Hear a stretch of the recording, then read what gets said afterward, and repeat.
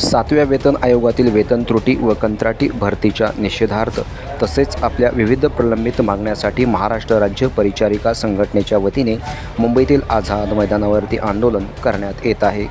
याच संदर्भात परिचारिका आंदोलकांशी आम्ही संवाद साधला आहे। 15 जुलैपासून राज्यभरामध्ये परिचारिकाचं आंदोलन सुरू आहे। 18 तारखेपासून आम्ही आझाद मैदानावर राज्यातील सर्व जिल्ह्यामध्ये बेमुदत आंदोलन केलं।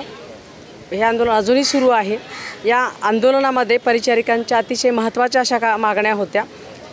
कंत्राटी भरती शासनाने सुरू केली होती। जे पदोन्नतीची पदं आहेत त्यावर सुद्धा कंत्राटी पद्धतीने भरती सुरू झाली होती, जाहिराती प्रसिद्ध झाल्या होत्या।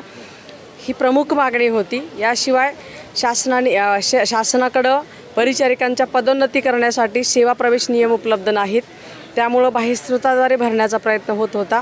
ते सेवा प्रवेश नियम मंजूर करण्याची मागणी आहे। परिचारिकांच्या आर्थिक मागण्या आहेत ज्या गेल्या 40 वर्षात भत्त्यांच्या मागण्या त्या पूर्ण झालेल्या नाहीत। यामध्ये जोखीम भत्ता आहे। परिचारिका वेगवेगळ्या संसर्गजन्य वातावरणामध्ये जोखमीच्या परिस्थितीमध्ये काम करत असतात, त्यांना जोखीम भत्ता दिला जावा। गणवेश भत्ता आहे जो महाराष्ट्रामध्ये केवळ 230 इतक्या कमी दरात तो मिळतो। तो 2000 किंवा 1800-2000च्या प्रमाणात केंद्र शासन देतं, ती आमची मागणी आहे।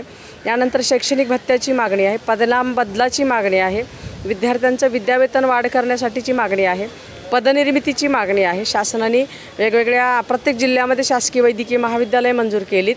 परिचर्या महाविद्यालयसुद्धा नव्याने मंजूर झालेली आहेत, परंतु त्याच्या परिचारिका संवर्गाचं जे मनुष्यबळ लागतं शैक्षणिक किंवा अशैक्षणिक त्या पदांच्या पदनिर्मिती अद्यापपर्यंत झाल्या नाहीत। या सर्व मागण्या घेऊन आम्ही हे आंदोलन सुरू केलं।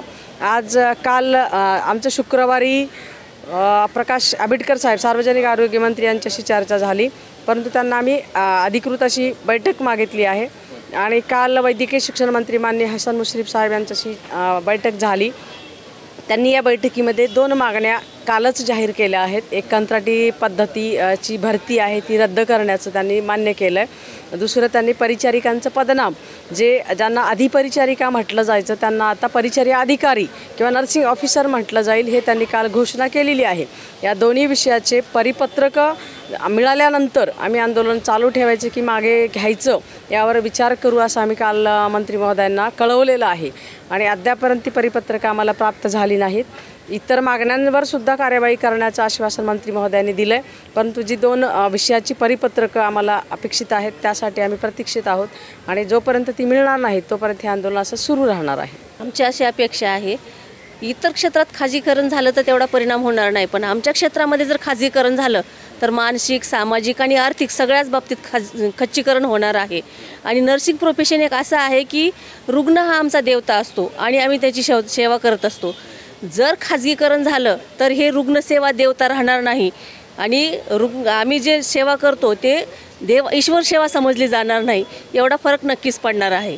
आणि रुग्णसेवा तर क्वालिटी राहणारच नाही, त्यासाठी खाजगीकरण बंद करावं ही आमची अपेक्षा आहे। तुम्ही काम बंद आंदोलन केलेलं आहे, त्याचा परिणाम किती होतोय? आता आम्ही सध्या काम बंद आंदोलन केलं आहे, त्याचा रुग्णसेवेवर परिणाम झालेलाच आहे। आणि जर शासनाने आमच्या मागण्या मान्य नाही केल्या तर आणखीन ह्याच्यावर रुग्णसेवेवर परिणाम होईल। या आंदोलनाची दखल महाराष्ट्र शासन कशा प्रकारचे घेतं हे देखील पाहणं आता औत्सुक्याचं ठरणार आहे। यासारख्या अन्य बातम्या बघण्यासाठी तुम्ही आमच्या चॅनलला लाईक करा, शेअर करा, सबस्क्राईब करा। धन्यवाद।